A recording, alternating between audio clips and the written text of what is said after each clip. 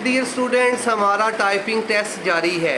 जी बेटा, आप अपना तारफ़ करवा दें। मेरा नाम मोहम्मद रहमान है। Mohammad Rahman.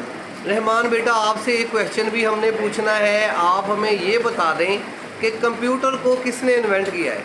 Charles Babbage. Charles Babbage. शाबाश, ठीक है जी, टाइप करना शुरू करें। Very good.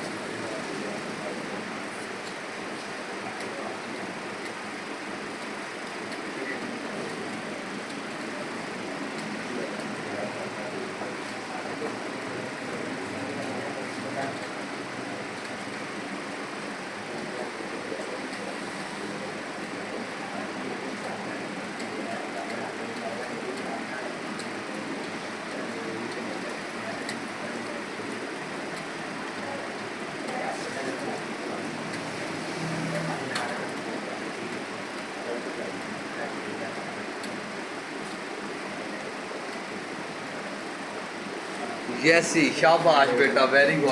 आज 53 ही है ज़्यादातर स्पीड, बहुत ज़बरदस्त बेटा। आपका स्कोर 50 से ज़्यादा है तो आपको भी 25/25 नंबर पूरे दिए जा रहे हैं। शाबाश।